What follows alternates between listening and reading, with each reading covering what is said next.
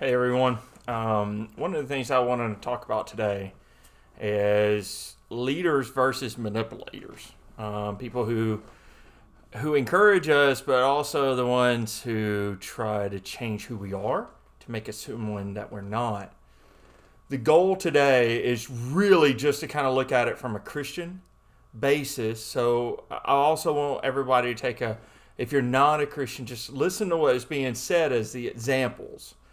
And we're going to look at four methods of manipulators, but also the four methods of a spiritual leader or a leader. But if you take the same principles that we're going to talk about and apply it to Christianity, but you can also take that to outside of Christianity, this is the most important thing. And youth, what we're seeing today, more than any point in time in history, who do you choose to believe and who is right and who's wrong? And that's the question we're all trying to ask. Who's leading us into the path of destruction and who's leading us to the path of safety? These are all things that we got to ask ourselves. And here's the thing I want everybody to kind of ponder. If the people that you're following and the people that you're listening to the most, are they encouraging you to be better, to love more people, to open yourself up? Or are they leading you to, best word of saying it's to destruction or to hatred or to anger or to bitterness? These are questions that we all got to ask ourselves. Who's truly leading us and who is using us for the greater will? And I would probably say that the majority of people in Congress, unfortunately, and then throughout a lot of the leaders that we see today, they're trying to move you to a mindset. Is Trump right or wrong? Is Pelosi right or wrong? Is George Bush or Obama right or wrong? I mean, those questions are always going to be there. But the real question is, what is the end game? Is someone trying to make you better or somebody trying to turn you against somebody else? And these things are the things that we're going to look at and observe very, very, very closely. If not, what we're going to do is turn one person against another. And it's not hard. A manipulator will turn somebody against somebody. And if you think about it, even Christ told us that brothers will be against brothers, daughters against mothers, sons against their fathers, friends versus friends, church versus church. These are things that we got to be careful of. See, as I look, I see one of my brothers just joined. Now, he's not from this state. So there's a thing that I could sit there and go, if we met each other, I could use my influence for good or for evil. These are two choices that we make on a daily basis. Are we truthful or are we liars? These are things that we have to look at. So youth, as we're getting ready, or church as we're getting ready, or even if you're not even part of the church and you're just like, I'm questioning and I'm curious, what is the difference between a manipulator and a leader? So here's what we're going to do. We're going to look at a couple of different examples. You're going to have to forgive me. For some strange reason, my computer, it did its thing. And so the notes would have been right here. So if I look down a little bit, I apologize, but I'm giving you full advance. One person I want to bring up is Walt Disney. Walt Disney is considered a great leader in children's television, but you must understand something at first. Walt Disney was fired from 9 newspapers for lack of creativity. Look it up. It's the craziest thing I've ever seen. Lack of creativity kept Walt Disney from being hired as a cartoonist. You want to know why? Because people thought a mouse was too scary and we can't have mice. Well, no, let's be honest. If a mouse ran through here, I'm not going to sit there and go, I think it's a beautiful cartoon. But that's not the point. He was fired from 9 different places. But let's take it a step further. Walt Disney was on his honeymoon ship, his little steamboat caught on fire. Now, you could look at it and go, you know what?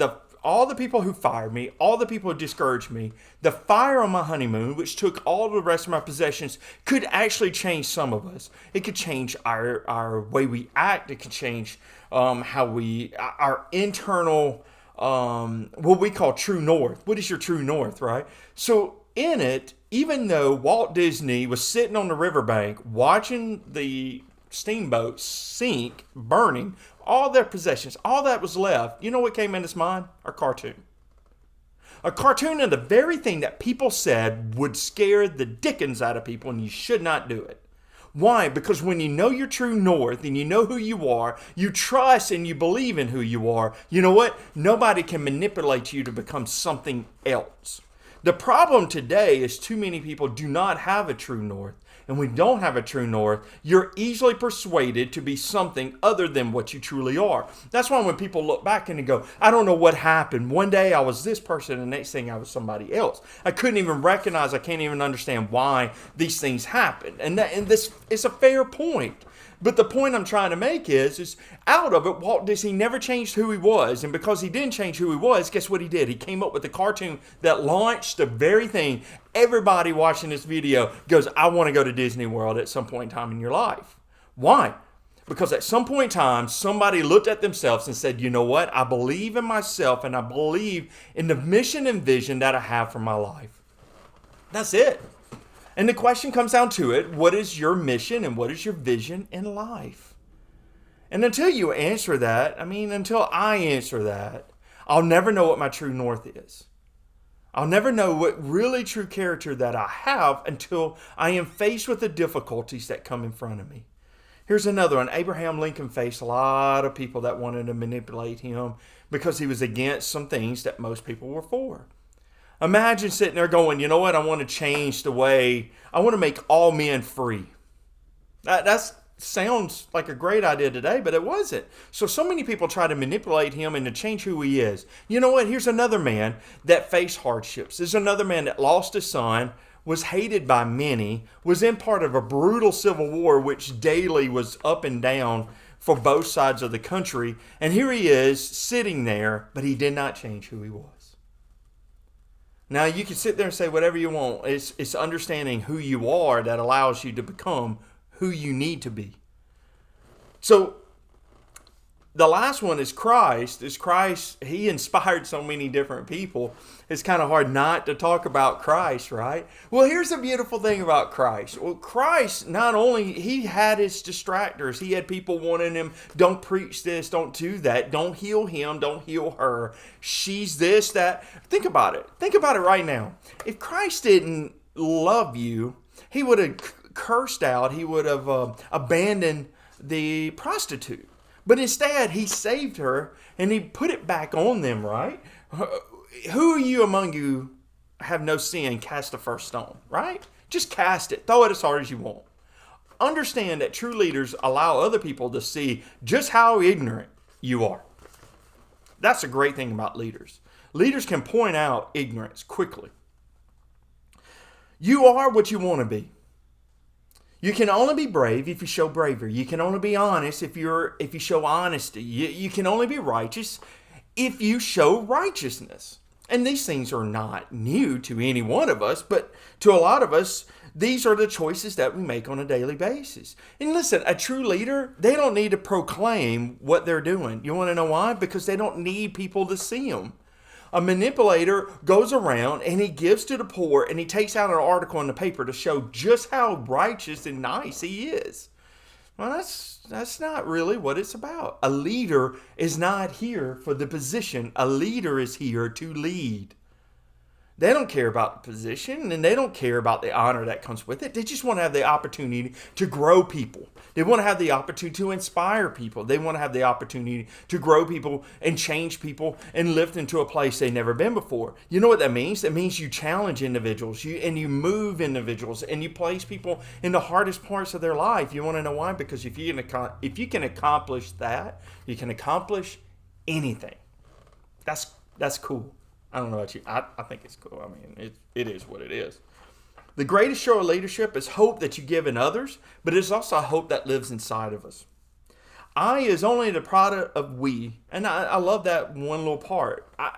I can't do it together, but we can. And if we work together, at the end of it, you realize that it was more about us than it was about me. And in reality, it's kind of like that picture of the worker standing on a board and the manager is on the other side of the board, but he's over a cliff and he's yelling at him. And then he's like, get off the board. You're doing it wrong. Get off the board. You're doing it wrong. And then, the guy steps off.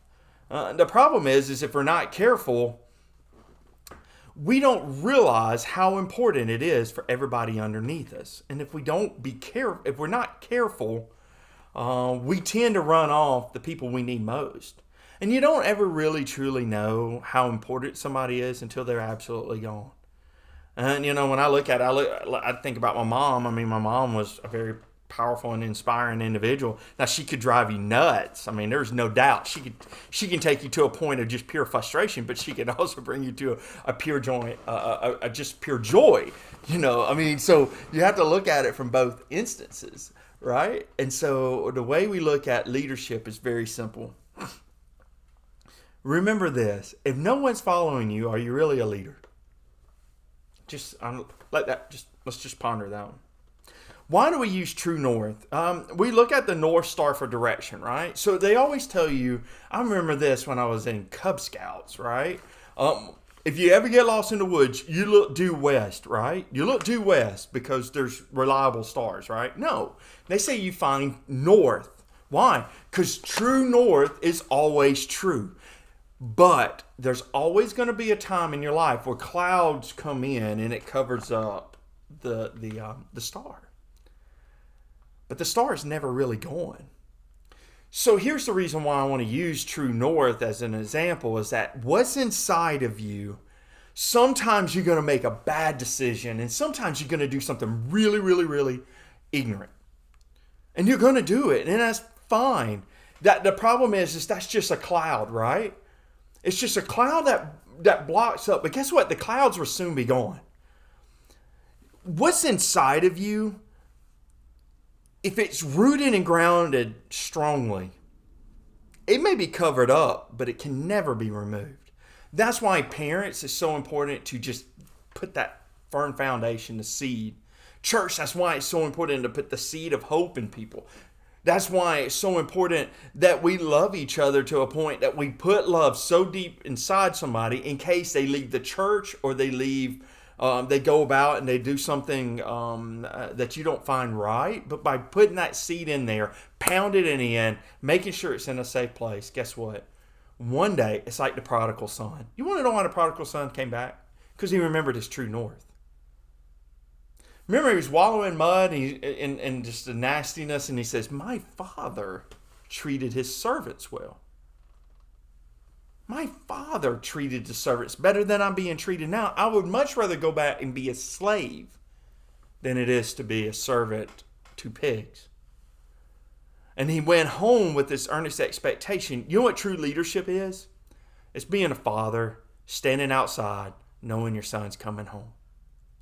A great leader stands at the precipice of the company, of the place where you're at, and looks among everybody and goes, you know what? I can't wait till we all come back together so we can do something magnificent together. And sometimes we have our best employee. They leave and they want to come back. Who are we when they come back? Who are we if somebody leaves the church and they come back? What kind of leader are you going to show to them? You're going to be the happy father, or are you going to scold him? It's going to be another question for later on. The definition of a leader is, now you got to follow me, the person who leads or commands a group, organization, or country. The emphasis is the, which is a definite article, which gives ownership, which means leaders are true, and when they move, it tends to move others. But at the same time, a true leader understands that it's not truly theirs. If you put somebody in charge of, let's say, AT&T, they understand, I'm hoping, right? I'm hoping that the individual looks at AT&T as not theirs. And so they're trying to grow AT&T to be something bigger and better. So anybody that's a true leader wants to build upon the foundation that's been established, grow it, make it better than when they first came in. That's a good leader. Some people come in and they tear down the company because they're so concerned about making them look good that they forget about the goals and the direction of the business itself. When we understand that we are not in control, God is. When we understand that it is not my program, it's His. If I can remember that it's His people given to me to be in charge of it. And I also think about it like this. It doesn't matter. Imagine Christ looked at God and says, listen, you appointed these 12, right? And He took ownership of the 12 that He had. Now, but here's the other thing. And I think it's important. It's very, very, very important. if you're a leader and you're given 12 people, you must take care of the 12 people. And you must see that each one of them succeeds. It's like a baseball coach. You can't just go, I saw my friend Alden hopped on, so that's what popped in. That was my roommate. But here's the thing. If I'm a baseball coach, I can't just pick 3 or 4 people to be successful. And I can't grow the baseball team. And the baseball team is not going to be successful with 3 to 4 people being successful out of 9. Can you imagine? We're only going to have the pitcher, catcher, and shortstop being really good. Well, what does it matter? If the ball's hit in the outfield, nobody catches it. If everybody throws it to first base, if your shortstop can make every play in the world, throws it to first base, but first baseman can't catch, geez, what a waste of time. What does the coach do? He builds each and every person up higher to a much higher capacity. Why? Because in order for everybody to succeed, everybody must have the same goals, same mission, same vision. What do most coaches say? We got to win the first game. You can't win the state championship if you can't win the first game. If you can't win the first game, what is next? Win the area championship. If you can't win the area championship, you can't play for state. A good coach sets the bar to a point that everybody knows how far they need to reach. And a great coach understands that they are not great unless they make great people. A manipulator would challenge the same kids because his desire is to win state championship and to be coach of the year so he can get a better job. Not about the kids. A manipulator is a person who controls or influences others in a clever and unscrupulous way. A is an indefinite article. You want to know why? It's because even a manipulator doesn't own the program. Why? It's because a manipulator is only given enough power to feel like they are in power, but they're never truly in power. So if we're looking at it from a scriptural standpoint, the point of it is this. A manipulator is being used by another article, another definite article. It's just a person. See, the devil uses a lot of a people out there to confuse, distort, and confuse. I guess he does a lot of confusing, but he challenges manipulators to destroy you. Why? Because if he can destroy you, you know what you can do? You can destroy other people. You can manipulate other people.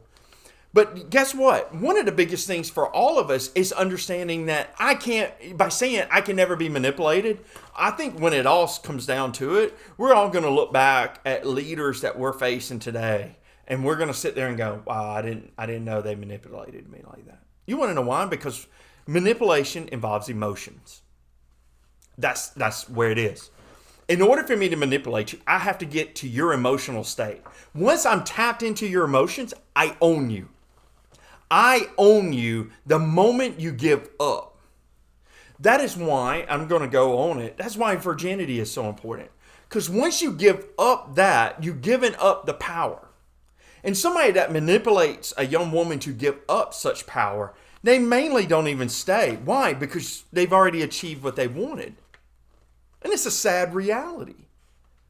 And it's a sad reality for youth that in order for me to feel like I can be accepted, in order for me to feel as though I can be empowered, in a way I can feel like I'm part of a group, I must give up myself. I must give something else up of myself. I have to give up either my virginity or my salvation, or I got to give up who I truly am. I have to give up everything that I've been taught. I have to change everything. Why? Because the only way you'll truly change, and the only way somebody can truly change somebody, is to destroy the true north.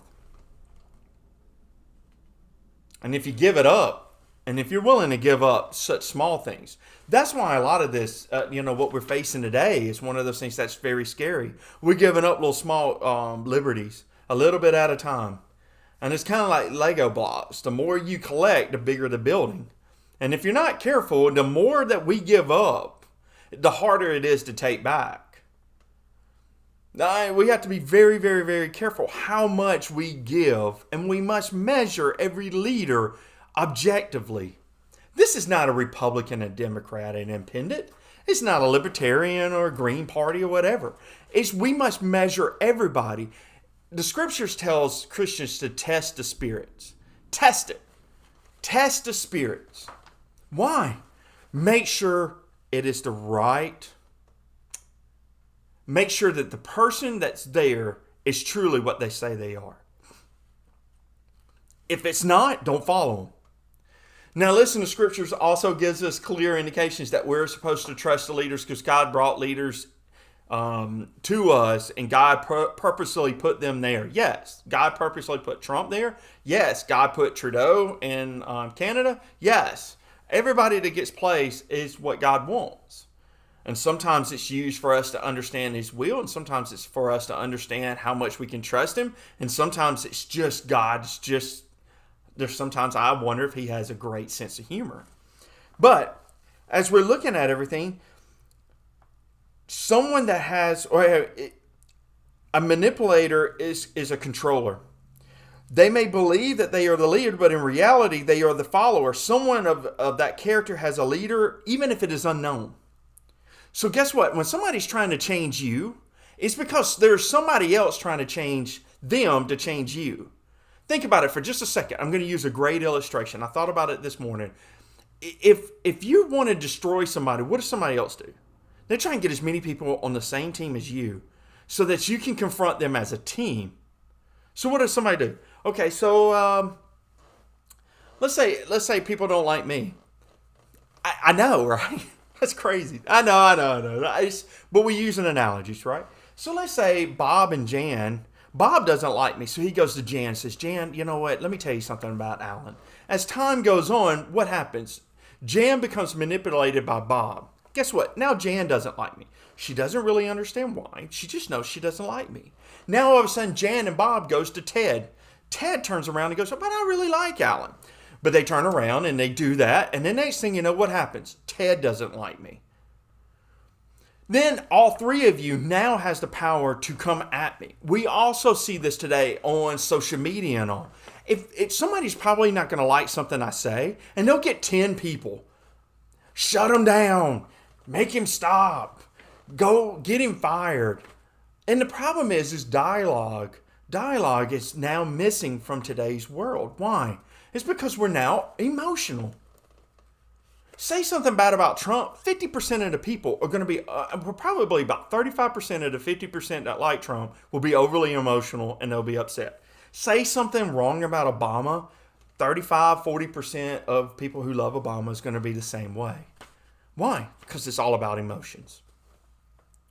Manipulators have been classified into 4 regions. And I looked this up on the psychiatry, the new literature that came out by psychiatrists. And the number one is they know how to detect weakness. That is so true. Listen, the devil knows how to... Listen, there's a reason why the devil waited 40 days to test Jesus. What, you think devil's going to wait till day 1 to test Jesus? Come on now. So he waited 40 days. I don't know about you. I can't go 40 minutes without drinking or eating something. Look at me. I mean, I could, I spent about 42 minutes. So I'm doing all right. All right, number 2, once forward, they use your weakness against you. So once they understand it, they use your weakness against you. How about that? How many of you right now struggle with something and the devil keeps using that to destroy you, to manipulate you into sin, or to manipulate you into doing something wrong? How many of us right now, we think we're strong leaders and then we hit a snag. We trip up. We have a hard time. We don't do well. The devil knows. Evil people, manipulators know how to find your weakness, and once they find it, they exploit it. Through their shrewd manipulation, they convince you to give up something of yourself in order to serve their self-centered intent. So true. How many people... the same thing with the Bob, Ted, and Lisa, or Jan was her name. Analogy is this. The manipulator asks each person to give up something. What did they give up? Trust. See, Ted, the analogy was Ted liked me. But in order for him to join the group, he had to give something up. What was that? Trust. Friendship, honesty, love, compassion. Right now, if you're being asked to do something that is outside your norms, to be something that, nobody, that is not right, I hate to break it to you. Don't do it. Just don't do it. Stay strong. Listen, if you don't have a friend in the world, there are people just like you that have the same attitude and the same self-worth and the same determination. You just got to go out there and find them. But until then, just trust the Lord. Number 4, once a manipulator succeeds in taking advantage, they will continue until you stop. Now, that's a true story. Listen, how many of us have been picked on by a bully, right? And the bully keeps picking on you, picking on you, picking on you, picking on you, picking on you. And you just like, I wish he would stop. How does a bully stop? Well, it stops when you stand up to him. Because when you realize that a bully's just a manipulator, he really doesn't really want to fight. But here's the thing. A bully has more to lose than you do. Because if he's picking on you, he thinks you're weak. He's already found your weakness. But if you show him that you're strong, I'm not talking about like, let's go fight everybody. That's not what I'm talking about. But when you can show them, when you can show the bully that you're not afraid of them and that you're not ashamed of who you are because you know who you are, you know where your true north is, you know where you stand, and you're comfortable with that, you can stand for anything. And it's kind of like that thing that everybody always says, if you can stand for God, if God can stand for you and you can stand for God, how can you fall for anything? Emotions. The measure of a man is what he does with power. That's an old Greek proverb. Belief can be manipulated. My word, what happened? Only knowledge is dangerous. So Frank Herbert said, belief can be manipulated. Only knowledge is dangerous. Why? Look, if you're smart, if you're led, if you learn, if you grow, if you stand strong, if you do these things, that is knowledge. And knowledge defeats lies, it defeats deceptions, it defeats everything. You want to know what happens? Right now, truth is coming out in waves. You want to know why? Because we've been living underneath doubt and depression and anger about something that we've been emotional about. Not something that we need to be upset about, but it's been emotional. Now, listen, believe Donald Trump or not, it doesn't matter. But if the things are true, then a lot of things that's been going on in this country has been emotional. And if we're emotional, we will fall for anything. Nebuchadnezzar. Now, I want to talk about him for a second, about manipulation. Now, I'm going to give you 3 points on him. And I want you to really pay attention to this because I think in the long run, this is going to be kind of cool. I thought it was cool. I'm hoping you find it cool. See, Nebuchadnezzar was the king of manipulation. Yep, he made people do whatever he wanted. Whatever he ate, you better eat it. If he made a statue, you better bow to it. He had music playing, you got to do. He even used cups from the temple just to show and to mock people that were around. Let me tell you something. King Nebuchadnezzar was really good at being a manipulator. You want to know why? It's because he took prisoners, and as time went on, people bought in. And listen, if you allow the bully to push you long enough, you're going to have 2 choices. Either you fight back or you concede. And in it, you see power leads your mind to see what you are as God. If power leads people to a godlike mentality, like somehow they are smarter than God, they're more knowledgeable about God, and they're more powerful than God. They're more powerful than the most powerful person on earth. Everybody knows that's Superman. But that's not the point. We can learn a lot from him by these 3 actions. A, you must see the writing on the wall, right? For those that know the scripture, Nebuchadnezzar had the people go, he took all the instruments out of the temple, so the plates and all, brought it to the table, had this feast, thought he was a big deal, started kind of having this little party, and all of a sudden he looks over and there's a hand writing on the wall. Now, I don't know about you, but you know the saying, hey, the writing's on the wall. That's where it comes from. But here's the thing. Follow the finger, so to speak. Follow it. Why? Because when you are seeing what he wants, you realize that you can do much better. Your leadership is only a function of a higher leadership potential. Here's the thing. there's a point in time, there's always a point in time in your life where a hardship comes in that God writes on the wall hope and encouragement. When Paul and Silas was beaten and thrown into prison, guess what? They still had a song to sing. You want to know why? Because they knew the writing was not done. They knew God was writing a new chapter in their story. I'm in prison. This is awful. But guess what? Something good is about to happen. That is the power of God. That is the power of hope. That is the power of great leaders. That is the power of not falling victim to emotions and manipulations, but to the encouragement and empowerment of God. Now, here's the other thing. Many of us need the writing on the wall. We need encouragement to us. And God uses the finger on the wall to let us know, guess what? You're not in charge. B, changing into something you shouldn't be. As a manipulator, guess what? You consistently move people and you do things to people in such a way you don't even become the person you once were. Here's the thing. Remember the king was made into the likeness of an animal and made to eat grass? Remember when you manipulate people, the return to who you once were must go through a transformation to the likeness of humility that cannot even be imagined. Listen, if you're a manipulator, if you're a bully, it comes to a point in time, there's a point you have to reach where true humility hits you, not humidity, no, that's the South, but humility hits you in such a way that you have to be transformed out of the creature that you are back upright with God. God bent him over, made him eat like grass. Why? Because he wanted to prove to everybody around, even to King Nebuchadnezzar, you're not powerful than me.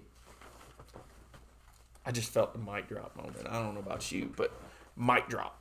Why? Because a lot of us, when we get into ourselves, we think we are bigger and better than everybody else around. We stop listening. We talk more. Listen, there's a reason why you're given 2 ears and 2 eyes and 1 mouth. You need to listen more, and you need to see more, and you need to speak less. Yeah, that's right. That's right. I said that. All right, but here's the thing. When you yourself move in a direction not your own, you turn yourself into a monster, living off of the things that you're supposed to be bigger than. You're supposed to be king, and you're supposed to be the temple of God. Right now, each and every one of us, our bodies is the temple of God, and that temple needs to be upheld. It is not to be defiled. It is not to be done. It's not to be used in a manner and a method that I want things done. No. It's not about you. It's about him. It's not about your goals. It's about his goals. Look, even if you're not even a spiritual or a Christian, guess what? It is never about you. It's about the mission and vision of the company and the people you represent. I'm a Christian. So if you don't believe in God, that's fine. I understand that. I do have an issue with it, and I would love to talk to you about it. But this is about growing leaders. And sometimes the church needs just as many leaders as the workforce, if not more. Number 3, seeing the real leader in the fire. The king threw 3 men into a pit of fire because they did not fall victim to the manipulation of oneself. The men made a true north decision. This is important. All the other people that they grew up with, all the people that came out of Jerusalem bowed before the king. 3 men said, no.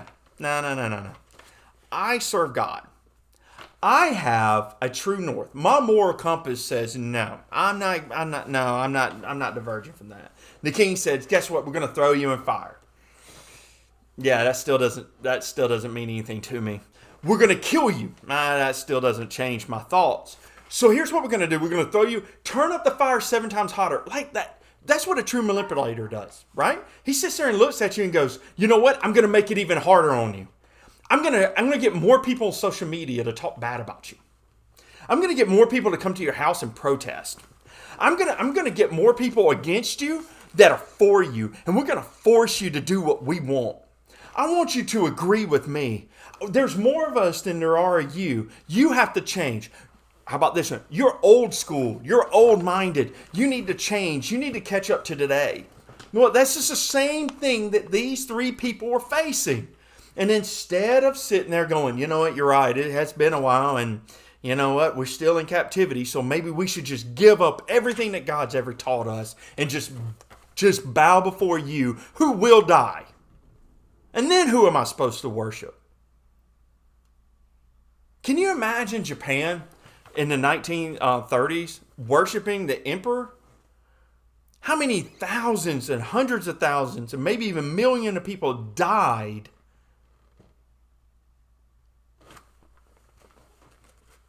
just died because they wanted to please the emperor and lost because they became so emotional in where they were going. They forgot to see the objectivity of a true leader. A true leader loves you and cares for you and does not want to see the worst thing come to you. So the king tells the 3 Hebrew children, guess what? I'm going to throw you in the fire. Make it 7 times hotter, hotter, hotter, hotter. So much to the point that when the guards took them, the guards died. That's what's funny about the whole thing. I mean, the guards died. Why is that so important? Because when the guards died, the 3 Hebrew children just kept on walking. And then when they got in the fire, the king was like, whoa, hang on now. We threw 3 in, right? Yes. You sure you threw 3 men in? Yeah, well, why is there 4? And then there's Christ, there's God walking in the midst of the 4. Can I tell you something? Just because you're a leader doesn't make everything you say and do right. And just because you can force people to do it doesn't mean you're a good leader. A great leader inspires people to become great leaders. They don't hold them back and they don't punish them. Why? Because you know what, leaders, I hate to break it to you, you make bad decisions. We all make bad decisions. Can any of us honestly sit there and say, as a leader of whatever it is that you're a leader of, that you've made the best decisions in everything that you've done? No. But because these three individuals decided, no, I'm not giving up who. What's up, Ty? How you doing, brother? Just because you decided not to give up who you are on the inside, that right there is true north. Once you find your true north, boy, you can't give that up. Listen, I am proud of where I came from. And the Ty I'm just talking about is a good friend of mine, Tyrone Hildreth. How you doing, brother? I haven't seen you forever. But we grew up in a place where, man, you know, a man's word and his actions meant something. And we grew up in a time where it was trust and love for one another. And what's sad is our kids today aren't seeing that. They see more division. They see more division today than they ever see love. More parents are divorced. More families are wrecked. You can't even get along with people in your own class because we got this social justice warrior complex that causes me to be against my brother there. Why? What kind of leadership is that? What kind of leadership? I'm sorry, I'm going to get on a little tyrant here, right, real quick. Look, if I'm supposed to dislike somebody because of the color of their skin or what they believe in and how they live their life or where they live, that's not leadership. That's manipulation. That is straight up manipulation. I can't like you because you're an African American. I can't like you because you're white. You know how ignorant that is? And as Christians today, if you're a Christian today and you won't step into an African American church, why? And if you're an African American, you won't step in a white church, why? If we're not respecters of men, and if we're all created in God's image, then what are we holding back? And if you're a leader and you're not wanting to lead people in the mailroom because you think that's beneath you, why? Are they not important? If you can't be nice to the janitor, is that a true leader? Look, I heard this story once. And the CEO was looking to hire somebody as a CFO. Okay? And those are words I'm not 100% sure if I even truly know the meaning of it. But that's not the point. We're not even going to get into that. Now, here's the point. So he brought in a couple people, and he had a limo driver pick him up at the airport. Now, the limo driver lowered the back window and tried to have a conversation with each individual. at the end, each one of the 9 that showed up, they wouldn't talk to. They were very rude to the limo driver or whatever. The last guy that showed up, they had one of the best conversations, and he was a really good guy. And the limo driver says, well, it was really nice to meet you. So the limo driver actually walked him into the office. Excuse me.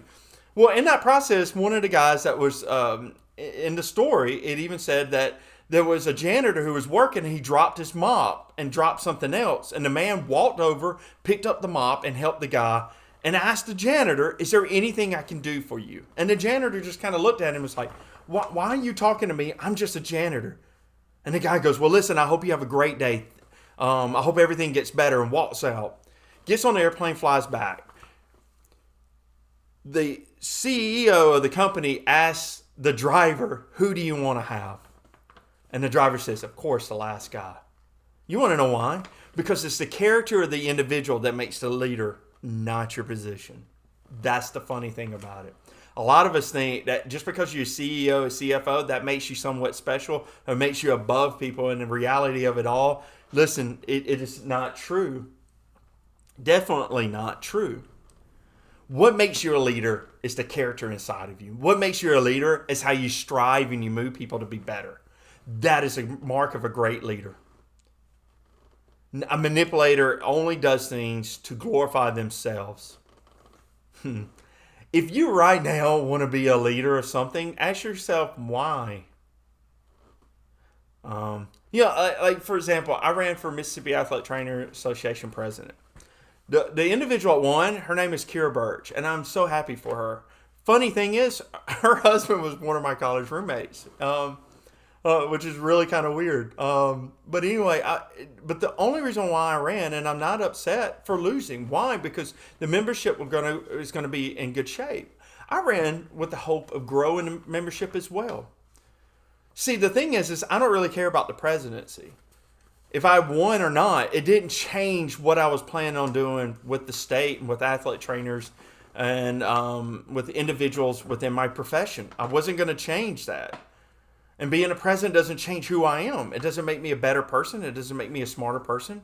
It just makes me somebody with more responsibility. But guess what? Can I implore each and every one of you, from the janitor all the way up to the CFO, everybody should be doing their very best, but we're all in it together. That's the one thing that most people miss, is that it's not about you and it's not about my success, it's about our success. So as we look at these things, I want to make sure. So the question comes down to this: what should I do? What should I do in order to be a great leader? What should I do when I'm looking at leaders? And the best answer is this: examine the orders for leaders. Is it in clear writing?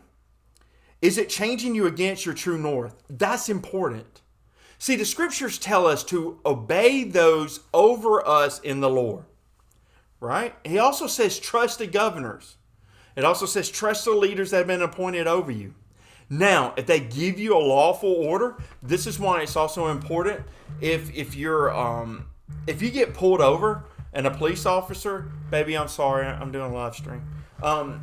If you're a police officer and you're given lawful orders, guess what? Obey them. Obey them. Obey the orders. You want to know why? It's because obey those over you. If they're giving you a lawful order, do it. Just do it. If your leader gives you a job that requires you to do something you don't want to do, go do it and do it to the very best of your ability. Go all out. Go as hard as you can. If he gives you something that changes who you are, makes you do something that is unrighteous or sinful, or is something that is against the policies of the company, don't do it. And does it change or push others into fire? See, here's the thing. If we're not careful, we'll be one of the prison guards, unbeknownst, pushing people in fire.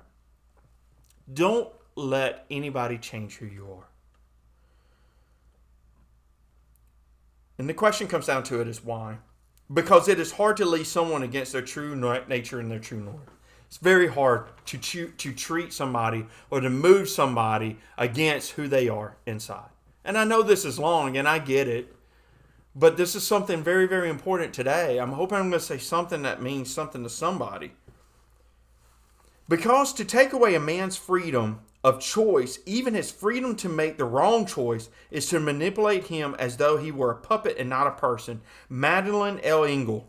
Ephesians 1:4-5 says, just as he chose us in him before the foundation of the world, that we should be holy and without blame before him in love, having predestined us to adoption as the sons by Jesus Christ to himself, according to the good pleasure of his will.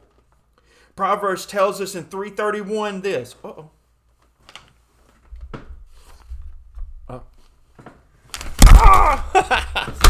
Oh, man. I did something. I don't know what I just did.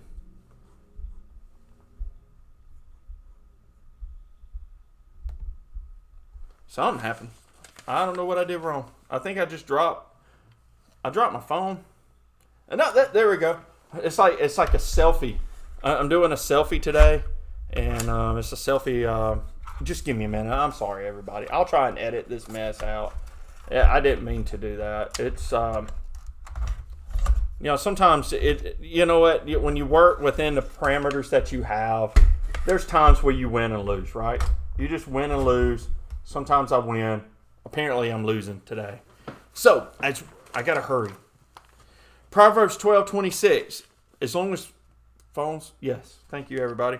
Proverbs 12:26 says, the righteous should choose his friends carefully, for the way of the wicked leads them astray. You have a choice, but the choice should be rooted in your determination and the destination.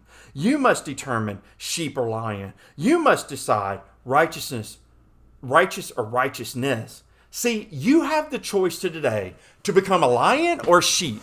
You have the choice. You have the choice to change the world or to destroy it. You have a choice. Not me. You have the choice. I have the choice as well, but there's 4 primary principles of a leader. Number 1, leaders lead by open vision and by discipleship of the teacher.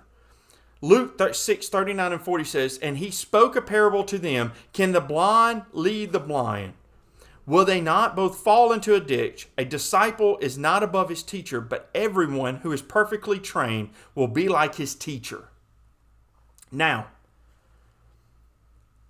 who leads you will represent how you will in turn lead others. And that is a very true statement. If you were trained to be negative, the pull is always to be negative until a positive teacher comes into your life. That's the most important thing about Christ, right? In my opinion, the greatest leader ever. Why? Because my whole life, I thought I was positive, but when I wasn't, I was very negative. But using God as an example to grow, what happens is now that I'm able to overcome, I see things in a much positive light. I'm much more positive than I was before. You want to know why? Because everything about me is not negative anymore. So you can grow up in the worst neighborhood. You give somebody hope, man. That is all inspiring. Isn't it inspiring when you meet somebody that's having a tough time and you encourage them? That is one of the best days ever, man. That's leadership. Number 2, leaders want to grow and to grow others. Psalms 25:5 says, lead me in your truth and teach me. For you are God of my salvation. O you, I wait all day. The truth is, good leaders seek wisdom, and they seek those that will inspire, not only to inspire them. See, the problem we run into is a lot of time leaders think they don't need to learn anything else. They've accomplished everything. But the reality of it is that a true good leader always looks to improve. A good leader is always looking to improve their life and the lives of those around them. Imagine Matthew. He had all the money in the world, right? All the money in the world. But it didn't say he was happy. It just said he had power and all. So in it, Jesus walks up to him, right? He says, hey, come follow me. And Matthew leaves. You want to know why? Because when you find somebody that's going to teach you hope, you'll follow that individual as far as they're willing to take you. People want hope. They don't want money. They don't want some of these other things that are going on in life. They want hope. Most of you right now are watching this probably just to get hope. Hope. Hope is a magical thing. Ask Walt Disney. He'll say it's a magical thing. Philippians 2:13 says, "For it is God who works in us both to will and to do for his good pleasure." So the question comes down to is, what is your pleasure in being a leader? Do you have one? What is the thing that motivates you most about being a leader? My biggest thrill is seeing somebody succeed. I love that. Like, it was probably one of the most refreshing moments when I was out in California in November for a youth conference. And watching young people preach and teach the way they did. I didn't teach them.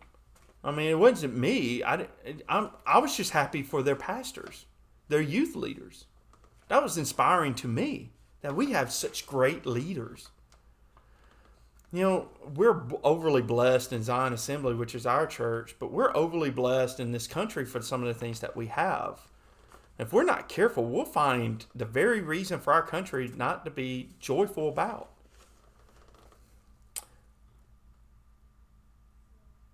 Leaders lead by example. Here's the thing. Words are not actions, for actions are wiser than words. Look, if I can't show you how to do something, how can I lead you?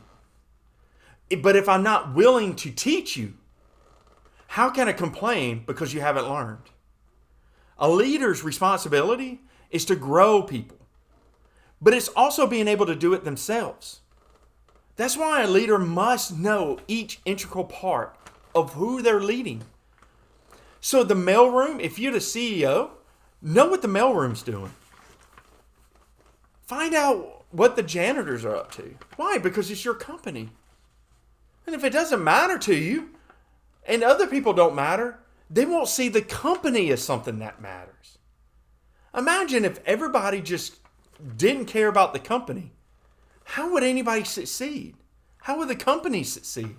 And if the company doesn't matter to you, why should it matter to them? Leader leads.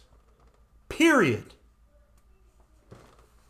Psalms 23:3 says, "He restores my soul. He leads me in the paths of righteousness for his name's sake." For you see, God leads us for example. There was not one thing that Jesus did not do that we could not do, because he says greater things you will do. Imagine the endless possibilities that Christ has in store for you to lead other people. But the question comes down to it, you're not leading. But then you're questioning God, why am I struggling? Why is this going on? It's because you're not leading. I want the church to grow. Well, how many people have you talked to? I haven't called anybody. I haven't done anything. Well, how's that? Then stop complaining because you're not leading. And some of us that are members of churches need to step up. We're complaining about our pastors and our ministers that they're not doing anything. But are you? But even if you are, that doesn't give you the right to brag. That's the biggest thing. A good leader doesn't seek recognition. They seek the betterment of everybody around them. The 101st Airborne Division had a great motto. The first one's on, the last one to leave. They were the first ones out of the airplane, the last one to get in the airplane. You want to know why? Because it was about leading by example. A lot of our military does the exact same thing. You want to know what the thing that hurts us the most as leaders? Fear. Fear of failure is the biggest thing that keeps us from having success. And you know what the problem is when we try to challenge other people and we try to push other people, they get upset about it. You want to know why? It's because they're afraid to fail. Can I make a suggestion? Leaders don't change. If people find it hard and they don't want to continue on, do not change the mission and vision of what you're trying to build. Over time, people will buy into the vision. When you think about it, Sparta back in the day, they used to send their kids to the Adoji. And the Adoji, they went without food, water, and clothing for the most part. They taught them to be self-sufficient in the true north or in themselves. Don't trust anything, because in battle, water can be scarce, food can be scarce, clothes can be a hindrance. So the thing is they taught them to live without that thing. You want to know why? Because in the end, once you remove fear of failure from anybody, success is just right around the corner. Great leaders know that there's a valley of despair just around the corner, and they're teaching everybody how to be successful. There it is. See, you don't understand why leaders are trying to help you. You look at it as though they're against you. It's not. They just know the risk that's ahead, and they're trying to prepare you so you can be victorious in the end. That's what good leaders do. Imagine if the army just goes, listen, thank you for joining. Thank you, guys. All right, we'll see you. We'll meet back here as soon as we declare war on somebody. We'll get the whole gang back together. We'll shoot some guns, and we're going to destroy these people. No, the reality is you're going to lose. And when the military trains, they train you in such a way that the battle in and itself, you've already removed fear. Great football coaches make practices so hard. And I'm going to be honest with you, I couldn't stand my high school coach, especially the practices. They were awful, man. They were just awful. Especially it would be 125 degrees, and he's like, let's run more sprints. Let's do this. You guys are terrible. We're going to do this over and over again. I thought he hated us. He may have. I don't know. I'm going to be honest with you. I'm not 100% sure on that. We may take a vote after this with all the guys from the old high school team just to see what the opinion is. But I think he probably did dislike us from a great point of view. But the thing is when games came, games were really slow. Isn't that right? You know what I'm talking about. And so with that being said, it is the hardship of it makes it easier so that when time comes, we can be successful. And you know what? We should not be angry at leaders that push us. We should be angry at leaders that don't. We should be angry at leaders who do not encourage us, who do not push us, who do not give us harder projects. Jocko Willink, who writes these great leadership books, amazing leadership books. I'm going to encourage you to read all of them. But he said that one of the big things he would do is always give his subordinates more leadership ability. And when they were successful, he didn't give them the exact same scenario. He gave them a harder scenario. And if somebody was overly prideful, he kept giving them harder and harder and harder scenarios. And the reason why is because at some point in time, you break them and humility comes through. It's just a thought. Number 4, leaders do not lead to destruction. That's a very key point. Matthew 6:13 says, and do not lead us into temptation, but deliver us from evil one. For yours is the kingdom and the power and the glory forever. Amen. Leaders never lead people into bad decisions or destruction. God never leads people into temptation. But just like his staff, God leads people. You must lead people. It's that fear factor. Because here's the thing. As we look at it, it also turns into, and it says, thy rod and thy staff is with me, right? Though I walk through the valley of the shadow of death, I fear, a shadow of death, I will fear no evil. Why? Because you are with me. And that's the great thing about God. God inspires us because he knows, we should know that God is not leading us to destruction. Now, does that mean that God does not lead us into hard times? Absolutely not. I hate to break it to you. That's going to happen. Great leaders know that they're in hard times, but they do not allow that situation to become a point or a crutch or a stumbling block. You know what they do? They find a way to overcome it. When I think about it also, I think about the poor men on Omaha Beach. They were stuck there, dying like crazy, but with all the obstacles that were in front of them, they could have just easily gave up. But it was great leaders. And here's the thing. Here's one thing you need to understand. When Omaha Beach in World War II, when the men hit D-Day, most of the leaders on Omaha Beach were already dead. By the time they got to the seawall, most of the leaders were gone. The people that led were corporals, privates. It was a private who stood up and says, you guys come with me. We got to take this pillbox. That's how Omaha was won. It took leaders, but it was people that didn't even know they were leaders. It was people that didn't even know if they could lead. But in the hardest of situations, that's when the best leaders show up. It's amazing, man. I love it. I love it. You want to know why? Because the best leaders in the world can look at the worst situation and go, yeah, this is bad. But I think we can still win this. I know we can still win this. It's kind of like only having a pawn in chess, and the other person has 8 pieces, and people go, just give up. And you look at it and go, but I still have 1 piece. If I have 1 piece, I can win. Again, Jocko Willink once said in one of his books, he sat there and he was like, listen, every time I faced a hard decision, I looked at it from both directions, but I always had to lead. Always had to lead. So as a leader, you can't be caught up in emotions. You can't be caught up in all the terrible things that are going around you. You must see the way out of it. People are looking to you to get them out of destruction. There's a severe difference in great leaders. It is not about their opinions. It's about what they can do. That is it. It's about what you can achieve as a group, because together we can achieve it. Apart will only lead to destruction.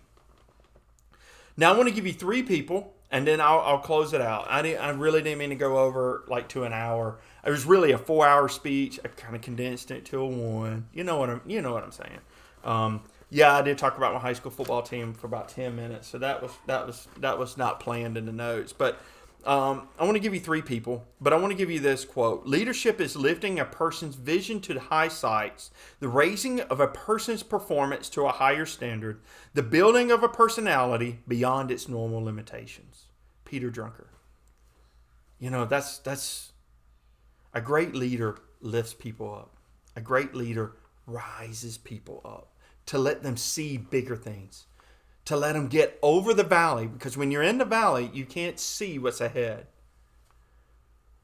But a great leader shows them the mountain, teaches them how to climb the mountain.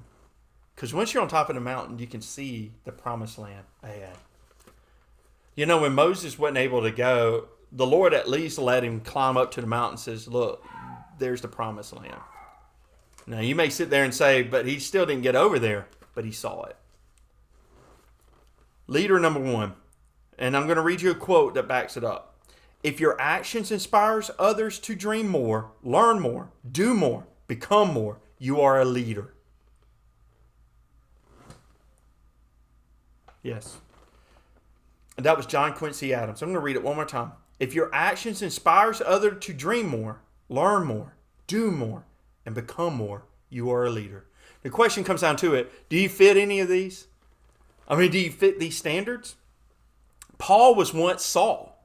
And Saul, he persecuted the church. He inspired, he manipulated people to do things to, he actually was part of the group that killed Stephen. Listen, you can look at Saul and go, boy, he was a great manipulator.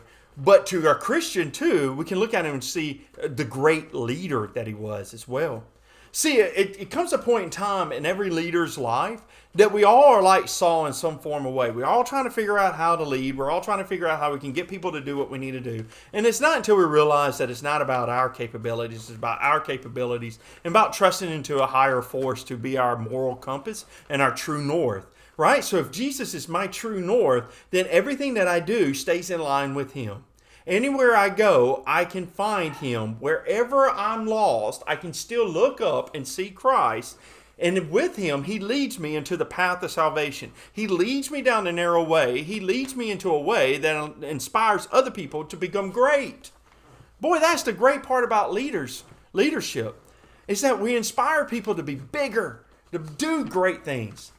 And the thing is if we're going to spend the whole time destroying individuals, how do we ever find time to lead them? What will it take for us to go from a Saul to a Paul? And to a lot of us, from a Christian perspective, you've got to have a change of your life. You've got to change your life. You've got to get sanctified, filled with the Holy Ghost. You've got to get saved first. And saved means a change of ownership. It's a 180 turn. 1 Timothy 2, 2-4 says, "For the kings and all who are in authority, that we may lead a quiet and peaceful life in all godliness and reverence. For this is good and acceptable in the sight of God our Savior, who desires all men to be saved and to come to the knowledge of truth." That's it. Listen to the requirements. May lead a quiet and peaceful life. Number 2, godliness and in reverence. Number 3, good and acceptable in the sight of God, our Savior. And last, to come to the knowledge of truth. A true leader has to meet these things. Number 2, leaders instill in their people a hope for success and belief in themselves. Positive leaders empower people to accomplish their goals. That's an unknown quote. That's always funny, right? It's like unknown, but I have the quote. It just means the author is unknown. I just don't want any weird, somebody's out there is probably thinking like a Brother Byron or maybe a Brother Zach. Somebody along that line is probably going, unknown, but he just read it. All right. There is no greater leader to the belief in the impossible than Joshua, right? So Joshua's an amazing leader. Now let's look at some of the things that Joshua said to inspire. 24:15-16. "And if it seems evil to you to serve the Lord, choose for yourself this day in whom you will serve, whether the gods which your fathers served, that were on the other side of the river, or the gods or the Amorites, in whose land you dwell. But for me and my house we will serve the Lord." So the people answered and said, "Far it be from us that we should forsake the Lord to serve other gods." A great leader inspires people to look within themselves and make a determination. Whom do you serve? Yourself or others? Joshua 1:6-10 says, "Be strong and of good courage, for to this people you shall divide an inheritance in the land in which I swore to their fathers to give them. Only be strong and very courageous, that you may observe and do according to all the law which Moses my servant commanded you. Do not turn from it from the right hand or to the left, that you may prosper wherever you go. The book of the law shall not depart from your mouth, but you shall meditate in it day and night, that you may observe to do according to all that is written in it. For then you will make your way prosperous, and then you will have good success. Have I not commanded you? Be strong and of good courage. Do not be afraid, nor be dismayed, for the Lord your God is with you wherever you go." Man, what? I don't know about you. That just fires me up, man. Man, Joshua is a great leader. He was like, be strong and of good courage, guys. Listen, we're going to march, and they got giants. Yes, they got giants. They got big cities. They got armies. And if you're listening, you're kind of like Caleb and Joshua, like in the wilderness, right? Before all this. And listen, God gives us great leaders. And there's even greater leaders about to come up. I just see it. But think about it right now. Man, this just fires me up, right? Caleb and Joshua gets back. Listen, we saw them. They got these big, tall guys. And man, they're muscular and all. They got armies. There's cities. There's plenty. Look at these grapes, man. We had to put them on a stick and bring them in. Man, well, look at all this honey and milk. Man, this is fantastic. And the people are like, yeah, but they got an army. And they're tall. And what if we lose? See, the problem is in your life, you're going to meet 8 people that are terrible leaders, but you will meet 2 that are fantastic. In the course of your life, don't measure all leaders to just 1 or 2 people that you've ever met. Because out of the 12 that went out, 10 came back with a bad report, but 2 didn't. Who would you rather be led by? 10 people that only see the negatives in life, or the 2 people that always have the encouraging word? But not only that, but can back it up. That is a true leader. See, Joshua encouraged his people. We're going to go over there. We're going to take it back. We're going to take the land that God has given us. We're going to drive out our enemies. Be a good courage. Be strong. Be wise. Take the empty gods, leave them behind. We're marching forward. And you know what we're going to do? We're going to be victorious in everything we do, as long as God is first. As long as you stay true to His word, as long as you stay true to His path, we will be victorious. The first test was marching around in a circle. And when the walls came tumbling down, boy, strength and courage came. See, the problem is some of us, when we're marching around in a circle, we're complaining. Man, here we go, another day. We're marching again. We're marching again. When are these walls going to fall? When are we going to attack? When are we going to do this? When are we going to do that? See, you didn't hear that. You want to know why? Because if you're a strong leader, discouragement, people are so encouraged by your leadership, there's not time for discouragement. But you know what? As a member, guess what? We don't know why. I wouldn't know. It's not Joshua's responsibility to tell us all to what God told him. That's not Joshua's responsibility. It's our responsibility to trust Joshua. So if my overseer walked in right now and said, hey, guess what? I need you to do something. I need you to do something for me. I can't sit there and go, I don't really understand why he's asking me to do this. If the president of the company called me in and says, I need you to do me something, do me a favor, and I need you to kind of do this and that, and I sit there and go, you know what? I just don't really know if I really want to do that. And I cross my arms and I go, no. Well, what kind of... What? I'm sorry, I'm confused. See, you want to be a leader, but you don't want to follow a leader. But as soon as you become a leader, you want to complain about those who don't follow you. Think about it. Think about it for just a second. What kind of leader are you? What kind of leader do you want to be? See, I want to be like Joshua. I want to be in tune with God, but inspire others. Keep my eyes on you, just like Moses did. I'm going to keep my eyes on you, God. And find me a better leader. Find me a better leader that when you read Joshua, you don't just go, can you tell me where I'm not supposed to be excited about God? Only be strong and very courageous. And the very end it says, be strong and of good courage, and do not be afraid or be dismayed, for the Lord your God is with you wherever you go. So when you're struggling trying to figure out what to do next, be strong and of good courage. Why? Because God is with you. And he's going to lead you to the right things to say and do.